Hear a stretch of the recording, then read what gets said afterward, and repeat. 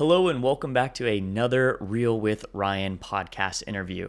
Today, I have the pleasure of sitting down with Elizabeth Salazar. Liz is a friend, an entrepreneur, a photographer, a great storyteller, and just a really awesome person.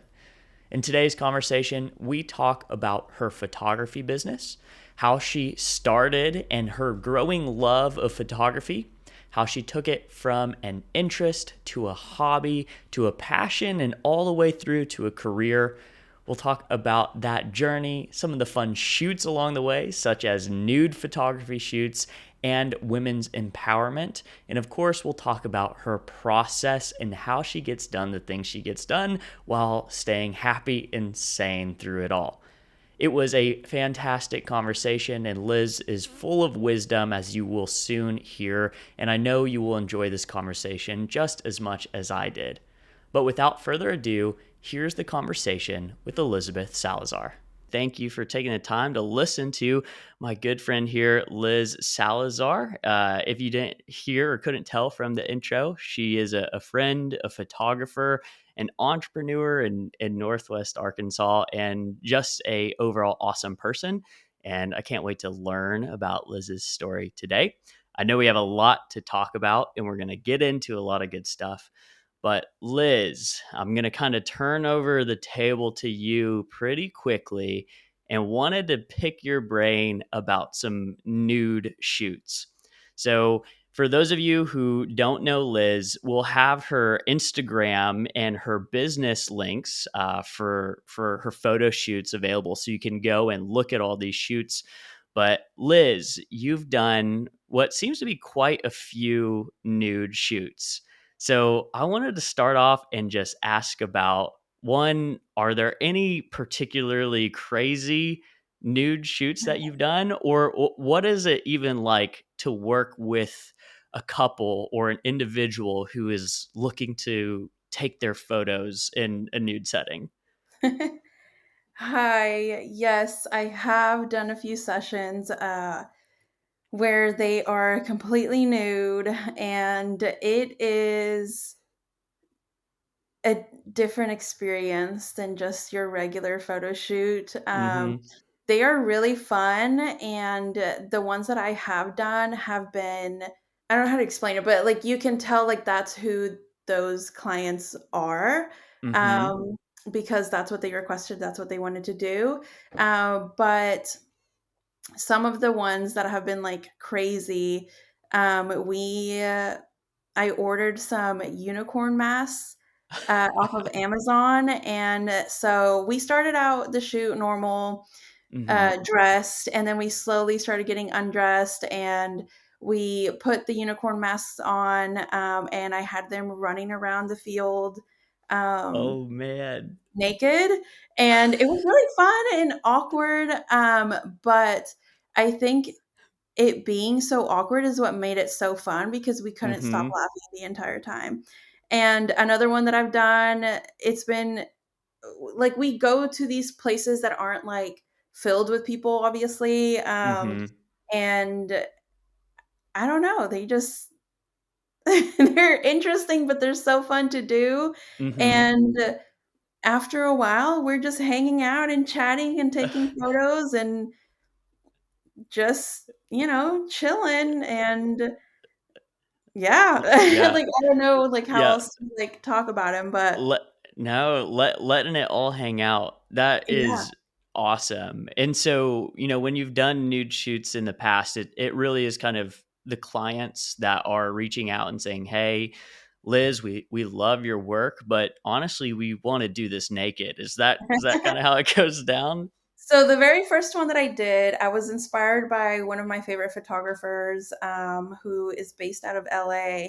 And so I reached out to find a couple who was willing to do it, and Mhm. they loved it. It was so much fun. And then after I shared those, then I had people reach out to me saying that this is something that they want to do, that they've wanted to try, but have never had like the courage to, or found someone that would do it. And Mhm. so I was like, well, yeah, let's do it. Why not? Like, let's have a good time. And we'll buy pizza and we'll eat pizza together. We'll have a glass of wine together before. And then I'll take some music and play music so that way we feel good together. We're comfortable around each other. Mm, But yeah. yeah, that's awesome. And what so was it your idea to bring the unicorn masks to that shoot? Just the image of you with your camera watching two naked people run around a field in unicorn masks is the most hilarious thing I've heard of. Like Yes. that is so funny. So that shoot, there was actually another photographer there with me, and it was my friend.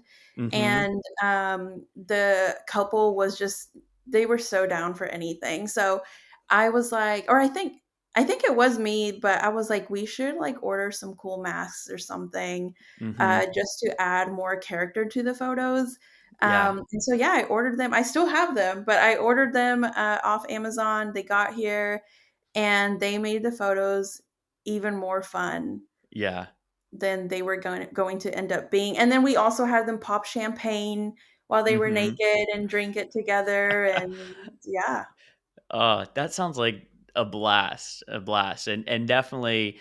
I'm assuming there's some version of those photos that can be found on either your website or Instagram, right? Mhm, Yeah. yes. So we'll, like I said, we'll make sure to have photos in Liz's Instagram and her business site linked so you can see all the great work that you've been doing.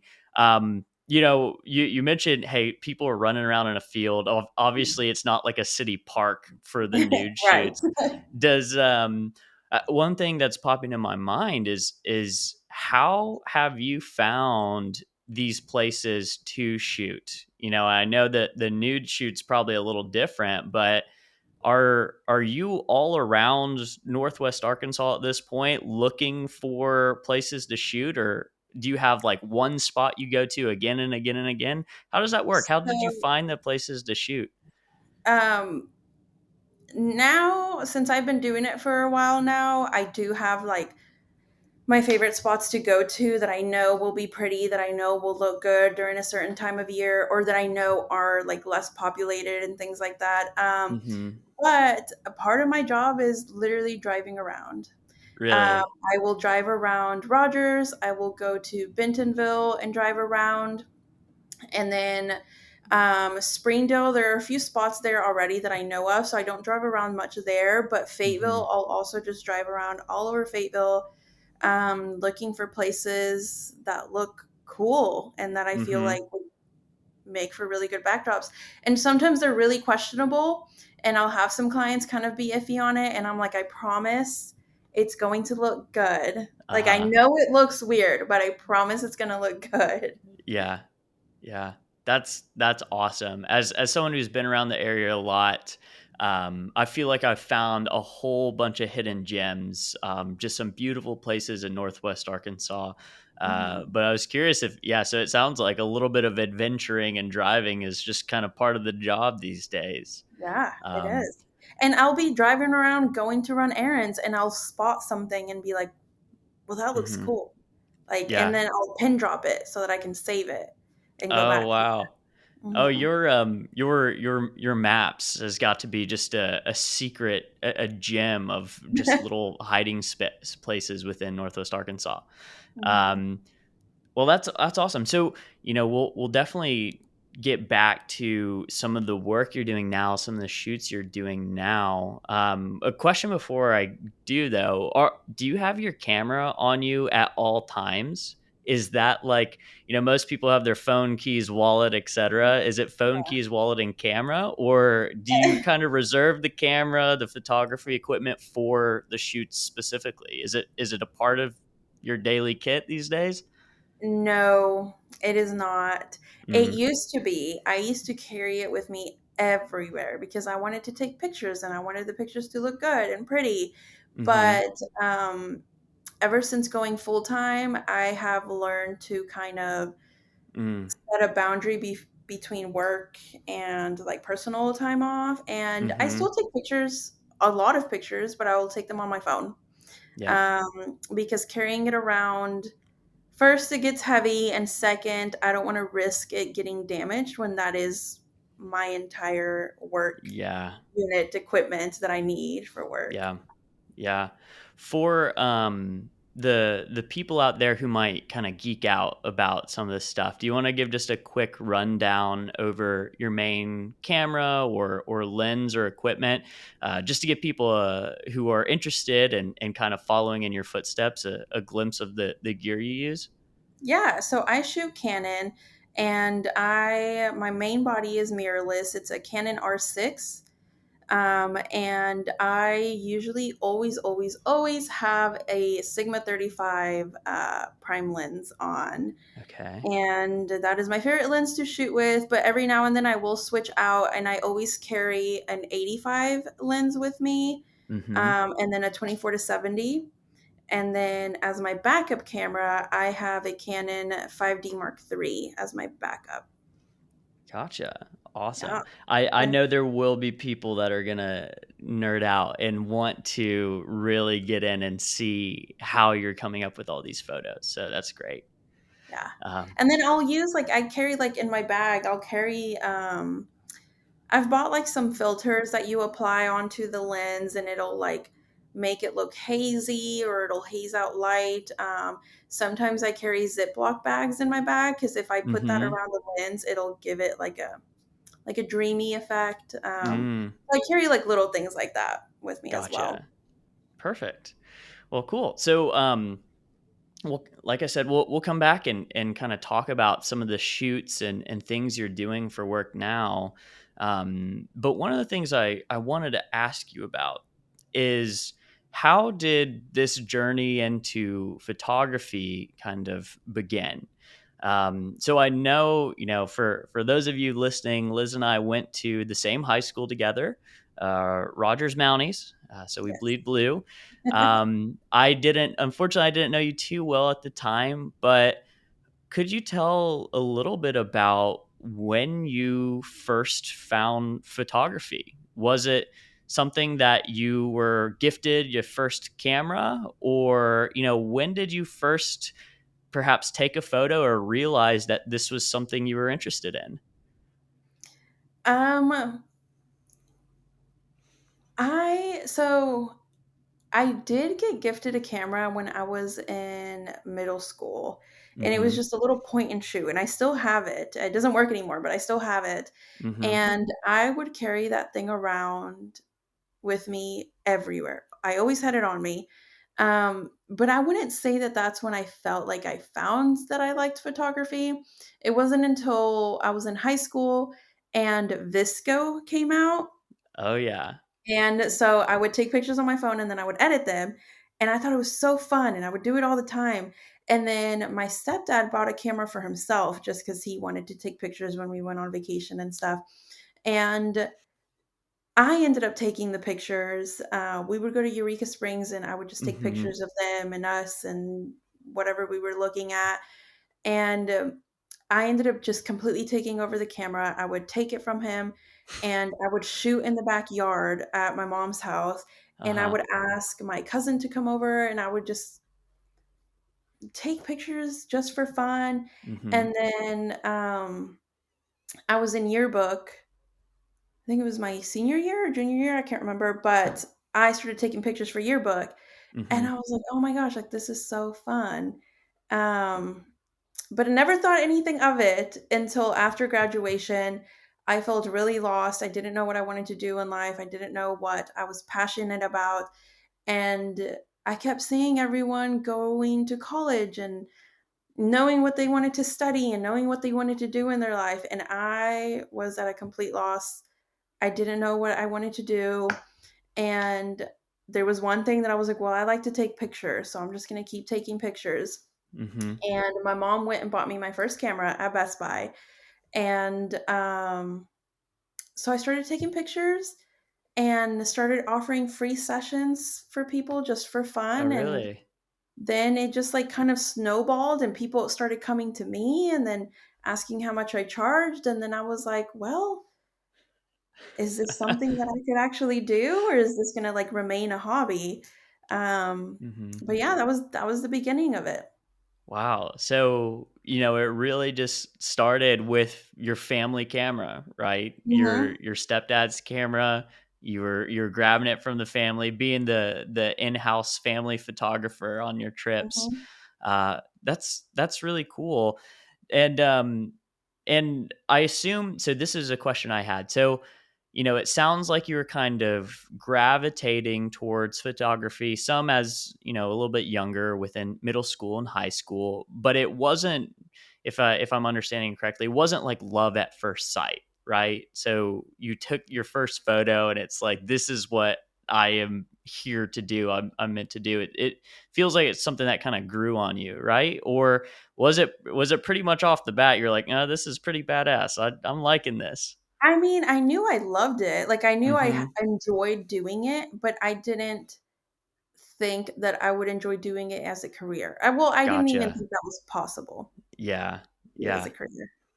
Yeah, yeah, that's awesome. And I didn't realize that too. You offered free sessions for Mhm. people, and that's kind of how you got started. And for those of you listening, Liz was also one of my first dog training clients as well. And so I got to work with Liz's dog Ollie, and we worked on training him, and she was one of my first clients, and that's back when I was essentially offering free dog training sessions too. They weren't totally free, but I think I would charge $20 or something like that for an hour's worth of dog training. And Yes. Liz and Oscar, I think her boyfriend at the time, were so generous, and I would go and train with them for an hour. And because I think Liz was doing photography, Mhm. understood the work and would pay me double. And so I think it was the same kind of realization that I had, was just like, man, I kind of like training dogs. I'm doing it for free a little bit. Maybe I could actually start a business from it, Mhm. which is cool. Um, One thing, you mentioned, so it sounds like whether it is through your family or, shoots within yearbook, or kind of shoots for free as you began to do, commission type work, it seems like it's always been kind of people centric. Have you Mhm. ever kind of dabbled with different forms of photography, like scenic photography? And sorry if I don't really know all the categories, but it seems like there's been an interest in using people and humans as the subject. Is that true, or have you ever dabbled with different types of photography? I have. I've tried product photography, I've tried landscape photography, and I do not find the same, passion that I have in photographing people. Mm-hmm. And I had a meeting this morning with a potential client, and on my drive home, I was thinking about that. So funny that you asked that, but I like one of my favorite parts of the job is the people, getting Mm-hmm. to know people, asking them all about their lives and their story, and learning why they want to get it photographed or how they want to get it photographed, how they want their story Mm-hmm. to be told. And I just don't like, you don't get that with product photography or landscape. And there are so many talented photographers in the area that like um, do that kind of photography, and they specialize in that kind of photography, that I'm Mm-hmm. like, I'm gonna let them do their job, their work, because they're Mm-hmm. great at it, and I'm gonna stick to what I know I love to do, which is people, Yeah. photographing people. Yeah, that's great. And I did want to ask a little bit. So, whenever you started to give free sessions, was there, it sounds like it's something that just kind of slowly evolved over time. Do you remember some of those first free shoots that you did, and how those went? I assume that was with, mostly friends, but could you tell us a little bit about perhaps some of those first initial shoots, if you happen to remember them? Yeah, so I remember the first shoot that I did when my mom bought me my camera, and when I decided I want to give this a shot. We did Mm-hmm. it in my dad's backyard because that's where I was living at the moment, and she was someone that my cousin worked with, and I was like, "I just wanna find a model who will do this idea," and we covered her in paint and glitter, and we did this whole, like, we even gave her a cigarette because she smoked, and so I was like, "Yeah, just smoke your cigarette while I take your pictures. We're gonna throw paint and glitter on you, and that's Oh gonna be it man. too." So that was the very first one, and then, it was lots of fun. I still love those Yeah. pictures, and then the other one that I did was, it was like a I don't know if they were like a band, but they like I don't know what to call them. They were like rappers, but they like were Mm-hmm. like working together. And I had posted on Facebook saying that I was looking for people to just model for me to build my portfolio up. And they hit me up and they were like, "Oh, we need pictures for like our cover photos or whatnot." And they knew how to get up on a rooftop in Rogers. And I was like, "Hell yeah, let's do this." And so we went up there and I took their pictures and yeah, it was fun. It was Yeah. awesome. That's so cool. That's so cool. When you were saying how you were kind of tiptoeing into giving free sessions and stuff, I just kind of assumed that it might be, headshots or just some basically simple photography shoots, but no, you straight up covered people in paint and glitter. You went Yeah, all out. yeah, That's that's awesome. yeah. When so those that's kind of the origin stories. Great stories, by the way. Sounds like really fun shoots. How did you start to kind of move that forward into, charging people, getting more shoots? Did people come and start asking for shoots pretty organically, or did you do have a lot of focus on posting those on social media? Kind of how was that? How did it go from something you're interested in, trying it out, giving free shoots, to beginning to charge people for that? Um, I I did a lot of free shoots at first, and that was what really got started getting my name out there because they like the people would post the pictures, and Mm-hmm. then people would ask, "Oh, who took these pictures?" And so they would send them my way, and they would start asking, "How much do you charge?" And Mm. so at that point, I was like, "Oh, like they're willing to pay me. Mm-hmm. I'll charge them $50, just to start." Yeah. And so it just went like that, and it was a lot of word of mouth, and then it was a lot of social media. So I was posting, Mm-hmm.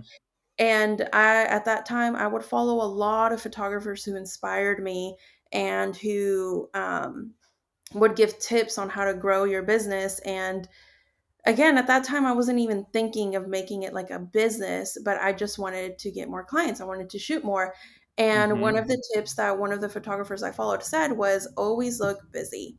Always look like you have things in your portfolio. So Ah, I made sure that I was shooting enough to have a different photo every single day to post on social media. So it was wow. a lot of work to start with, but I felt like I was thriving. Like I had finally found what I wanted to do. Mm-hmm. Um, so yeah, and then just people just started asking, and then I eventually got my first like wedding inquiry, and I got paid $80 for that first wedding that I did. $80 for a Mhm. wedding. Yeah, Wow. and I was there for 12 hours. Oh my gosh. Yeah. That's crazy. But I assume more weddings came after people saw those photos there, right? Yes. Yeah. I had to start somewhere. Mhm. That's really cool. And that's an awesome story about, one, finding something that you're just passionate about. So taking photos and photography. Like it sounds like it wasn't something that, was like, I want to get rich taking photos, or I want to start my own business. It's like straight up, I just really like taking photos and photography, so I'm going to just do more of that.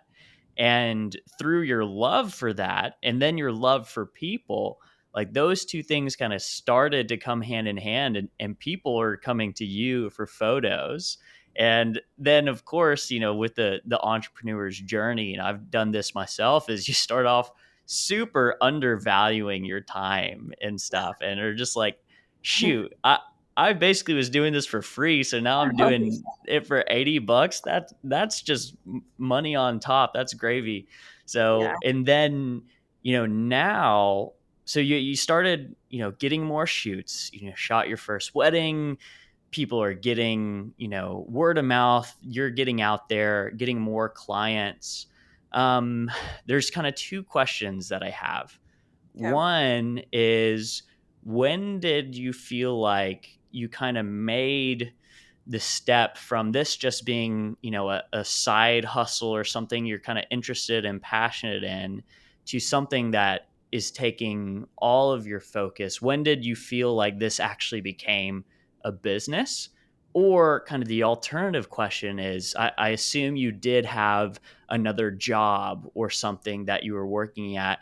What was the point in which you decided to step away from the job or perhaps safety net that you had and really just dive into this as your full-time career? So it's fairly recent. So I've been doing photography since 2015, so about 7 years now. But I didn't decide to go full time until May of 2021. That's when I put in my two Okay. weeks, Wow. quit, and decided to take it full time. And I feel like it was overdue. I should have done it way before that. Mm-hmm. But I was terrified to. I was scared to. Yeah. Yeah. So it took a lot for me to do it, and it took a lot of convincing from like Oscar and my friends Mm-hmm. and my family. It was getting to the point where I wasn't waking up excited and happy anymore. It was getting to the point where it was like, okay, I need to slow down. I can't take on any Mm. more clients. I can't do that. And so like Yeah. I didn't want to give that up. Mm-hmm. Um and so I was like, you know what? I'm just going to go for it. If I fail, I fail. I'll get another job. Yeah. If I don't, then I don't, and I'm doing what I actually want to do as a Mm-hmm. career. Well, it sounds like, I mean, taking that leap is just so terrifying. And knowing that you're working completely for yourself and that the weight of everything is on your own shoulders, like that Yeah. is such a terrifying jump that most people, I don't think, end up making. And, myself included, I'm doing some stuff on the side, but I still have a full-time job. So I have yet to make a jump like that. So props to you for being able to do that. That's amazing. Um, you know, Kind of one question. I have some more questions about um, kind of where you've gone since that leap. But I wanted to ask a little bit about perhaps some of the stuff behind the scenes. So when it comes to your website or social media, or just booking and managing clients, to editing, how much of your time goes into this stuff behind the scenes? So I think a lot of people might imagine, hey, once you become a photographer, you're taking photos all the time, which I imagine is definitely the best part of the job, but actually so much goes behind the scenes into getting clients out and ready to take the photos. And then you have to do things like post production and edit them and share those photos and have them reviewed. So could you just take a moment and speak to kind of what it looks like to manage things behind the scene? Like, what are all the things that go into setting up a good shoot? Um, that's a great question. And I feel like that's a question that doesn't get asked enough, because Hmm. when people think of full-time photographers, they're like, "Oh, you have it easy. You go and take pictures and then you're done." Mm, Um, it's actually a lot of work. So I have to answer emails every single day, and I love answering emails because I'm getting, more clients. I'm getting to know people. Um, So answering emails, I have to make sure that I'm getting enough information from them to know if we're a good fit, if we can work well together, if I'm Mm-hmm. available. And then I also have questionnaires that I have made that I send out my clients depending on the type of session or if it's a wedding. Um, I also have meetings a lot Mm-hmm. with clients, and we'll have Zoom meetings, or I'll go out to meet them somewhere, and we'll discuss the vision for their shoot and how they want to go about it, or if it's their wedding, the timeline of the day. And then I have to make sure that all of my gear is charged and that it's up to date and Mm, that it's updated and taken care of. And um, making sure that all my SD cards are still in good shape. And if not, I need to go buy some more. Making sure that all of the photos and stuff are backed up, mm, triple backed up, like making sure everything is safe. yeah. And then I have to go and drive around and find the perfect location for each client. And then I have to email them or text them the locations and these ideas that I have and see if they're okay with it. And then Mm-hmm. we go and actually do the shoot, which will be anywhere from 30 minutes to 2 hours, depending on the package that they want. And then I have to go home and import everything, Mm-hmm. making sure that that is also backed up 3 times. And then I have to sit there and cull through all of the photos, which culling is like basically picking out all of the good ones. And Mm-hmm. then I will edit sneaks. Because I'm a very impatient person, and I'm sure that there are people out there who are also impatient, and I know that they want to see their photos. So I'll try to edit sneaks as quickly as I can, upload them onto a gallery and send them out to them. And then I just have to sit there and edit the rest of the gallery, and then I'll upload it all and then deliver it to them. That's kind of Yeah. like the process for each Oh, client. that is wild. That's wild. I mean, and I think you're so right. I think so many people, and like myself included, like I'm guilty of this, of seeing the end result and kind of seeing a photographer out taking the photos and just thinking, oh, that's easy. That's Yeah. awesome. That's just all fun. You're just out there with the client taking photos and then your job's done. Then you just put them on Instagram and it's all done. But yeah, thanks for shedding light on just how much of a process that is.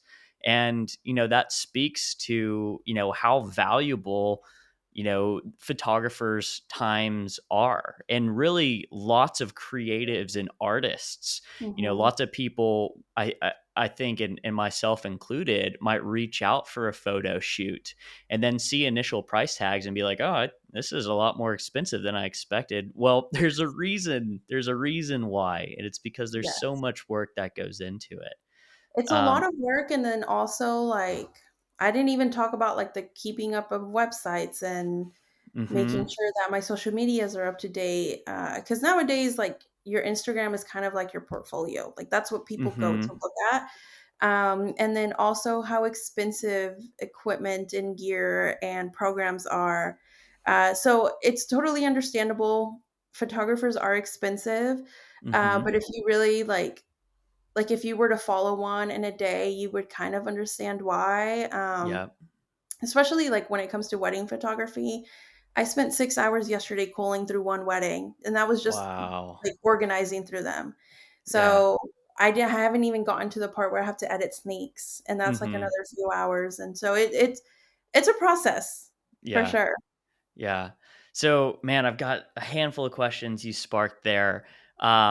The first one that I'll ask is, what does there's probably two different ways I can ask this.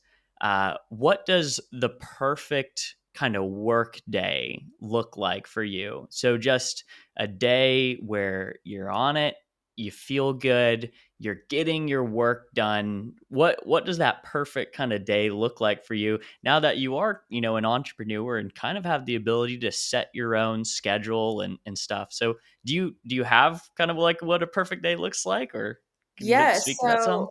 I am a very like routine person. I love routines. I love to know what's next and like things like that. And so when I first went full time, it was really, really hard to find a routine and to adjust to it. But I've finally nailed one down and I've gotten the hang of it. Um, a lot of the job is sitting down at a desk, staring at a screen. Mm, So I have to, the very first thing that I do in the mornings is I have to go walk my dogs. I have to mm-hmm, just like prepare myself for the day. If I don't get a walk in, I feel lazy. I feel like I can't focus, like I can't get any work done. So the first thing I like to do is go walk my dogs. I will come back, make some breakfast, and it kind of varies. The morning will kind of vary depending on like how many sessions I have that week or next week. mm-hmm, But sometimes right after my walk, instead of coming to have breakfast, I'll start driving around and scouting for locations for that mm, week. yeah, Um, so I'll scout. Maybe I'll pick up some Starbucks on the way back home. I'll come home. I will feed the dogs and I will sit down and I'll start answering all emails. I'll make mm-hmm, sure that all of the emails are answered, making sure that like because I can get emails straight to my Gmail or I can get it like through my website. So I have to make sure mm-hmm, that all of those are answered. And then I will open Lightroom up and if I had to shoot the night before, I'll mm-hmm, start importing photos and then yeah, I'll start culling. So I'll do that until about, I don't know, like 3 or 4 in the afternoon, evening. wow, And then I will make sure that my batteries are charged and I have all of my SD cards. And if I have a shoot, I will take off until I have to leave for the shoot. So I'll go watch some TV or be on my mm, phone or do something. mm-hmm, And then I'll drive to my shoot and then have a shoot. And then I'll come home and I will not touch work again after a shoot. I will take the rest of wow, the evening off unless I absolutely have to. So before I would come home and immediately start importing and backing up, mm-hmm, and I wouldn't get done until really late. And then I didn't have any time to spend with Oscar, my dogs, and stuff. And so now after a shoot, I come home and my day is done. I put yeah, everything in my office and then I'll get to it in the morning. But that's like my favorite everyday type of routine mm-hmm, because I feel like I get enough work done in a day while still having my time off in mm-hmm. the evening. Yeah, and you can sustain that, right? Do Hmm. that kind of day in, day out. That's super cool. Do you mind I ask what time you get up in the morning? Like, when does the dog walk typically happen? Well, in the summer, it has to be around like 7 or 7:30 a.m. So it has Mhm. to be pretty early just because it gets really hot. But right now, once it starts cooling down, I won't get out there until like 8:30 or Gotcha. 9. Yeah. Gotcha. Perfect. Yeah, I've always been I always like wonder to myself, like if I didn't have to get up for work, like when would I actually get my ass out of bed? So, but it Yeah. sounds like that sounds like an awesome routine that you've been able to do. Kind of a follow-up question to that, and it sounds like, over the last kind of year or two or as this business has evolved, you found great, like you mentioned, boundaries to set between work and then the rest of your life and being able to relax. Um, is the best way you found for that kind of with that schedule and having just, hey, this is the time I'm going to be working, and then this is the time I'm going to be spending with my dogs and Oscar and the rest of your family, or having fun, as well as like, what do Saturdays and Sundays look like? Do you have days off, or is every day a work day? How have you managed to find the boundary between, work and play? Yes. So it's hard. I feel like it's hard because when you are like your own boss, you run your own business, you are constantly on Mm-hmm. work. Like it doesn't, you'll get emails at crazy times of the night. You'll get texts and before I felt like I had to answer right away, Mm-hmm. but I have set office hours for myself and it is Oh. on my website, it is on my guides. It is everywhere that people need to look at to know when they should expect a response back from me or any type of work stuff back from me. Mm-hmm. Um, to kind of help with that. So anytime past 6 p.m., I'm not answering emails. I'm not, even if it's a text, I will not read that text so that I remember to answer it in the morning Yeah. once I'm back in office hours. So Saturdays are my busiest day of the week. So I Mm-hmm. always work Saturdays. I hardly ever get a Saturday off. Um, but I have set days of the week off. So I Mm-hmm. don't work Sundays and I don't work most Mondays. Those are the two Gotcha. days that I consider my weekends because Sundays is when Oscar's off, all of my family's off, most of my friends are off. Those are really the only days that I can really spend time with them. I Mm-hmm. will only work Sundays if we needed to reschedule because of weather, and that's the only other day we can do, then Mm-hmm. I will do it. Or if there's a wedding and I don't have enough weddings for the month and I know I need the income, then I will take a Sunday wedding. Yeah. Um, but most of the time, Sundays and Mondays are the days that I don't want to do anything. Those are my days Yeah. off. That's cool to hear. It's just so crazy to hear all the stuff that goes into being your own boss and having a business like this. I think lots of people, dream of being an entrepreneur and forget about everything that goes into it. And some people can overwork themselves and don't find that balance because it's not something that you can burn yourself out if you work every day of the week and are just Yeah. going and going and going. And I feel like any great entrepreneur in business finds that balance so they can do something over a long period of time and still be able to enjoy it. Hmm. Um, Yeah. I've got, oh, go ahead. I'm sorry.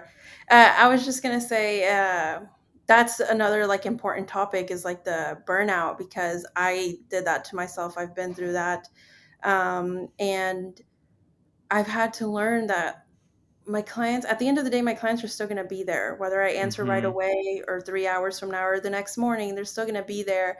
And I've heard horror stories where other clients see their photographer out at the movies and or out shopping and they're like, why aren't you working on my photos?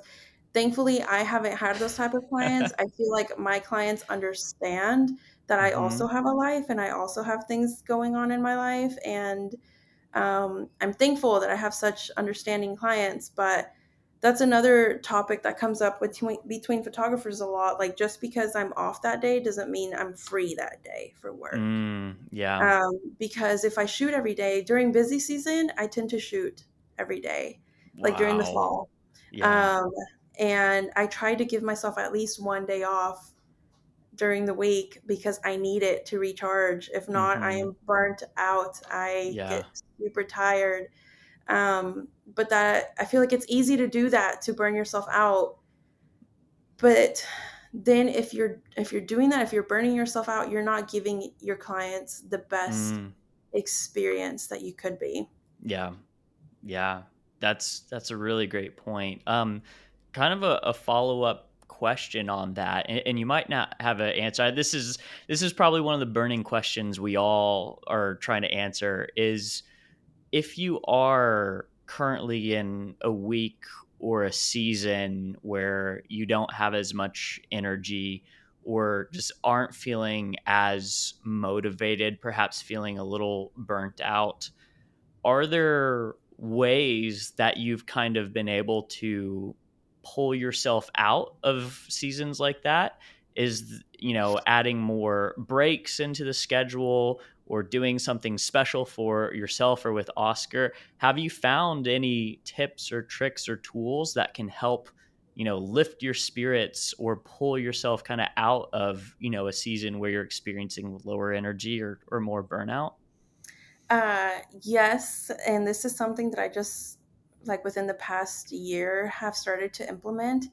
Is there are a lot of resources out there that I can take advantage of, and I have decided to hire out some of my job. Mm. So I have, whenever I get super busy and Mm-hmm. super overwhelmed, I decide to hire out an editor. So I will have an editor who edits for me, and I have to approve everything before it gets delivered, and I have Mm-hmm. to check everything. So I still have to do part of the job, but it relieves a bunch of stress from me Yeah. when I know that I'm going to be shooting a lot during the week, that I don't have to be as stressed about, oh, I need to finish this gallery by this day. Like, I have somebody taking care of that for me. Mm-hmm. And sometimes I will take a longer, slower morning where I'll make a cup of coffee and I'll sit down and watch a movie before I start looking at emails. Mm-hmm. Um, and sometimes I feel really guilty, and it's a conversation that I have with a lot of my friends who are also in the industry. It is so easy to feel guilty when you have so much work waiting for you on your computer, Yeah. but you can't, like, it's just, it's not healthy to let it overwhelm you. Like, you have to take time off, just like anybody else does at a normal 9 to 5. They go Mm-hmm. home and, take their shoes off and watch TV because they're tired from the day. Like, I got to do the same thing. Mm-hmm. Wow, that's really cool that you've become aware of that and have some tools for that, and it seems like you're doing a really good job of striking that balance, and that's just really cool. I think it's good, it's helpful, and it's inspirational. Mhm. Um, well, there's a few more things that I have some questions about, but I definitely want to take some time and talk about some of your favorite shoots. And, we were chatting before we started recording about a series you did about women empowerment or women's empowerment. Would you mind sharing a little bit about that project, kind of what those shoots were like, the purpose behind it, or what that kind of meant for you? Yeah. So I started that series in 2020. So in the middle of COVID, work was very slow. I was feeling kind of confused on where my business was at and if I was growing or if I was like at a standstill. I didn't feel like my work really had meaning behind it. Um, so I wanted to create something that I know could help a bunch of people out there the way it was helping me. I don't know if that made sense, but Mm-hmm. like I said, it was COVID, so there wasn't much going on, and I was thinking, I was like, what do I struggle with? What have I struggled with in the past? And what do other people, like, what can they relate to that would help them? And so I started this series and did it in my backyard. I put up a white sheet on a stand and I asked my friends to come model for me. Mm-hmm. And I photographed them almost nude. They weren't completely nude, Mm-hmm. but they were topless, only had bottoms on.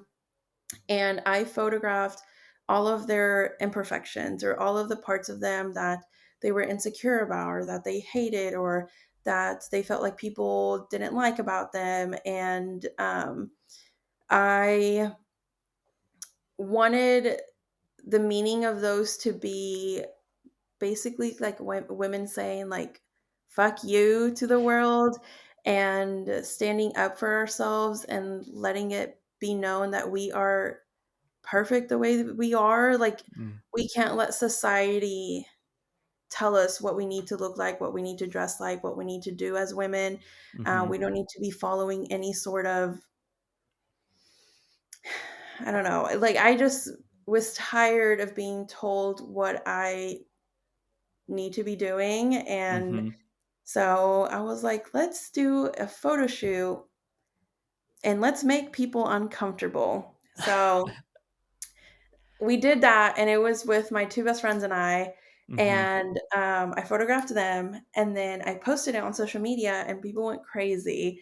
And I got hate for it, and I got love for it. Really? And the hate is what drove me to keep doing it, because I was like, okay, it's making people uncomfortable. Let's continue to make them uncomfortable, and let's show why I'm doing this. So Mm-hmm. I photographed women from all different sizes, backgrounds, just a variety of different women. And at first, it was just a project that I was doing for myself and for, I don't know, to kind of start feeling like my work was meaningful. Mm-hmm. And it blew up into this big thing that, like, women were coming to me telling me their stories and telling me how much they can relate to these other women in these photographs, and like how happy they were to know that they weren't the only ones struggling in that way. And so I knew that at the end of the project, I wanted myself, like, I wanted to be the last model, Mm, because I'm out here telling these women to love themselves and be confident and accept themselves when I wasn't doing that at the same time. yeah. So I was the very last model, and I decided to write words all over my body, words that I have been called and that I've called myself. And so I Oscar took some of the pictures, and then some of them were also taken on my tripod, but I had the words written all over me, so I got that photographed, and then I started wiping the words away as a, like, I'm not accepting that anymore. Like, I'm not taking those words from anyone or myself anymore. Um, and so this project became like this thing that people were just relating to and loving, and then eventually I kept, until this day, I am still getting clients asking for those type of shoots. Mm, And the stories that I've heard from these women have been incredible. They've been deep. They've been a lot, but knowing that I've been able to help them heal or grow um, through their journey is just the best thing ever. Like, I don't even know how to yeah. explain it. But yeah, so that I did that. That is my favorite thing that I've done till this day. I think Wow. it will always be my favorite thing. I did a whole rebranding last year, and I am now focusing on woman empowerment shoots, um, so that I can continue to help women out there tell their stories and be heard and overcome whatever it is that, like, the path that they're on. But yeah, sorry, that was like a long explanation. No, that's amazing. That's amazing, and for those of you listening, I definitely recommend checking out the photography and the photos that came out of that shoot. And I remember seeing them, and I didn't know you were receiving hate and the love that you ended up receiving for these. But as just a spectator, I got to see these pop up on my feed and see, the beautiful photography for one, but hearing the story behind it and how meaningful this was for people and women specifically is amazing. And so, that is just a awesome story about how you can use what you're good at and what you're passionate about and what you want to do to help improve the world and improve the lives of other people. And this shoot and this concept that you've done has really made a mark and made an impact and improved people's lives. And so that is just an amazing story. And I can't wait to see the things that you end up doing from that and carrying that message further and empowering more women. I think that is just so amazing. Um, you know, it sounds like you have kind of taken some of that feedback. You said people were pissed off or angry, and that kind of motivated you a little bit more. I've kind of got two questions, and it's one, what does it feel like, and how does it feel to have people kind of saying negative things about your work, and then kind of how did you manage to handle that and kind of turn that into inspiration to do more of it? And then two, this can be answered maybe in a minute, is do you have any other ideas or things you're really motivated by, or ideas or messages to work with and shoots and concepts going forward? Um, so with the hate one, it wasn't like hate. I don't know. I didn't take it personal. I didn't care for it really. Like I knew that I was doing it right because it was making people uncomfortable. So like it Mm-hmm. wasn't anything like hate towards me, and I knew that. Like it wasn't my work. It was just like you shouldn't be posting that, or like Mm-hmm. like women shouldn't be showing skin, like oh, just because they're skinny is why they're doing this. Like how are they insecure because they're skinny? Like it's not possible. It's like Mm, everyone has insecurities. It doesn't matter what they look like. Everyone deals with things. And so it was stuff like that that like it was never anything like super like hurtful towards me. It mm-hmm. was just like the concept. And so I was like, well, I'm just going to keep doing it Yeah. to prove your point. And like I Mm-hmm. remember the very first comment that I had was that like, well, she's skinny so she can't be struggling. And so then I photographed like a bigger girl and I was like, okay, well, like, like, and then I Mm-hmm. photographed someone who was very, very tiny. And I'm like, she still has insecurities. Like, your point is invalid. Like, it doesn't make sense. Yeah. Um, but your other question, Mm-hmm. um, at this moment, there's nothing specific that I'm like wanting to do. Mm-hmm. I did kind of try, or I did kind of do shoots to support the LGBTQ plus community. Mm-hmm. So I'm still continuing to do that. And then I also did a shoot for Black Lives Matter. I got some of my friends and we did similar style shoot where it was just like a plain backdrop with them showing their skin and showing their natural beauty. So I've kind of done more, but at this moment, I'm not like working on anything specific. But Gotcha. who knows? I might be in the future. Yeah, yeah. And it sounds like, at least for this current shoot, and I guess this is a question I can ask, and um, is what was, the original idea? And you might have explained this, but when you were thinking of this kind of an empowering women shoot, was there kind of a thought or a message that you ended up saying, "Hey, I want to make some sort of shoot or art that helped share this message."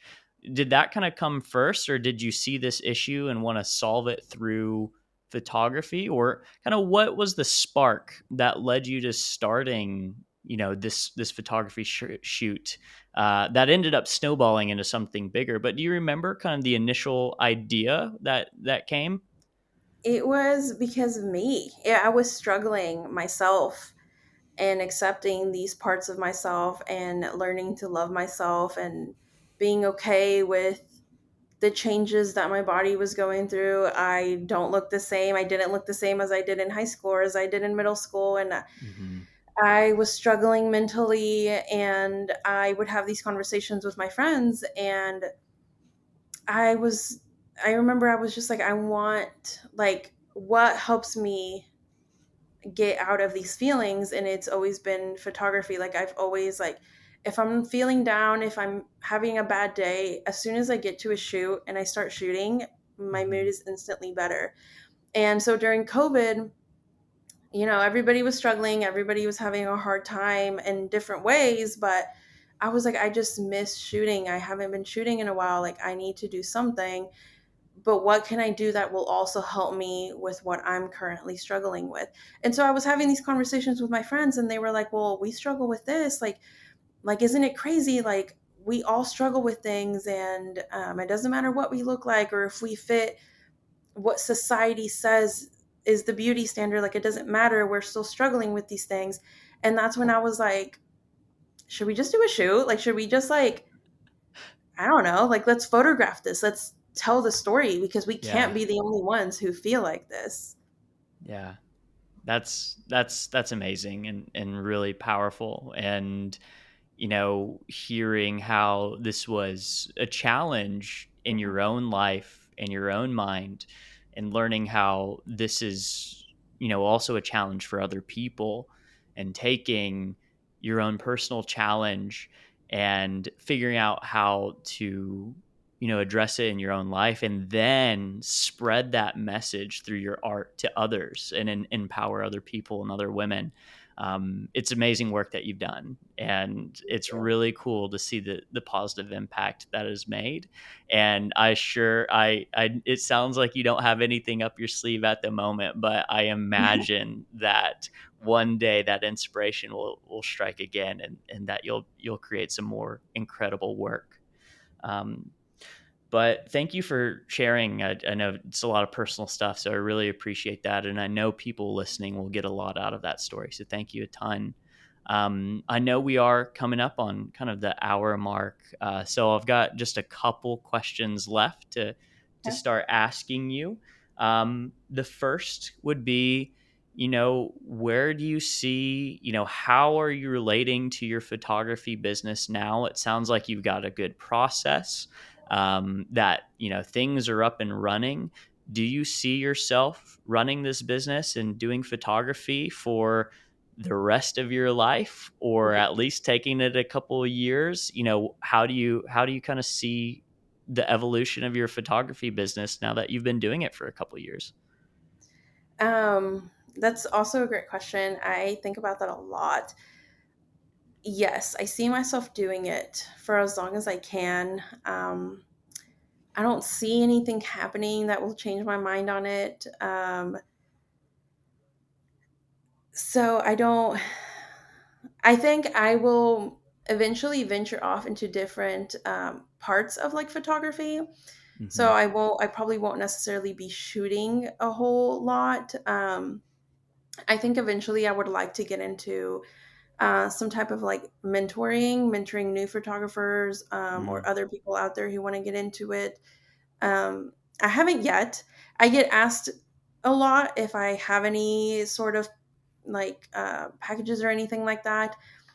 Not yet. I haven't Hmm. stepped into that field, but I think eventually I will, um, because like I said, the human interaction is what I love the most, and meeting other people who are passionate about the same thing and enjoy doing the same thing is really awesome. And so if I can give any other like any sort of knowledge or tips or tricks or anything to other people out there, I think that that is what I can do in the future.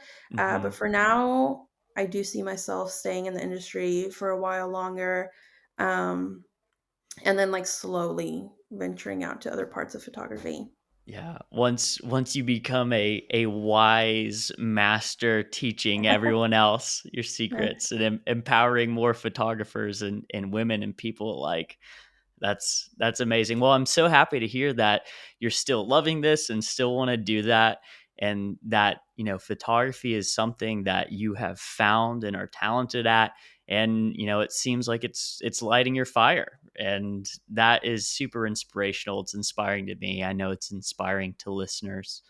um, as kind of a last set of questions, for the people listening in, whether that's aspiring photographers or entrepreneurs or people that want to try something different but haven't made that leap of faith yet, or even women that you would speak to in your Empowering Women series, is there anything you want to say to the people listening? Um, I don't. um, It's a lot. I'm sorry. I asked you. I gave you a lot of groups to respond to. My bad. oh no, you're okay. I guess if somebody is struggling whether or not they should make the leap to just go after what they're passionate about, just do it. Like there's what is the worst thing that could happen if you do it? Hmm. And I think a lot of people are scared of failure, which is yes, like failure is scary, but you never know if you never try. And that is one thing that I had to keep telling myself when I decided, like, I would talk myself out of quitting my job, and Mm-hmm. I didn't feel like I had all the support from every person that I needed. But at the end of the day, you don't need all of that support. You just need your own. You have to have faith in yourself that it's going to work out, and just try it. Like, if it doesn't work out, you can go back. You can find another job. You can, there are options. There are different things that you can do. Um, but don't let fear be the one thing that's holding you back from doing exactly what you want to do. And to all the women out there, you are enough, and you are beautiful, and you are perfect just the way you are. And do not let anybody tell you otherwise. Don't let society tell you otherwise. Don't let social media tell you otherwise. Celebrities, like, don't listen to any of that. You are enough just the way that you are. Perfect. That, I can't think of a better place to wrap things up. Liz, thank you so much time for sharing this conversation with me today and sharing it with the people who are listening. Your story is inspiring to me. It's inspiring to others. I can't wait to see future shoots and what you end up doing. And know that one day you're going to pass the baton and go from the expert photographer to the person that is teaching others, inspiring others. Um, well, Liz, you gave some great last words to the audience. Is there a way, and we can include these in the show's description, but is there a good way for people to find your work, or a place you'd like to kind of direct people to? Yeah, so my Instagram, it is ESALAZ05.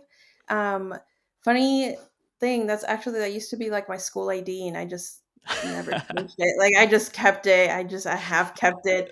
But that is my Instagram handle. Website is elizabethsalazarphotography.com, and on Facebook as well. And those are mainly the three platforms that I use. I don't really use anything else. But yeah, you can just go check me out there. Perfect. Perfect. And once again, we'll have those in the show's description. But Liz, thank you so much for taking the time to talk with me today. And in the words of Liz, you are perfect just the way you are, and don't let fear hold you back from doing what you're meant to do. Thank you, everybody, for listening, and have a great day. Thank you.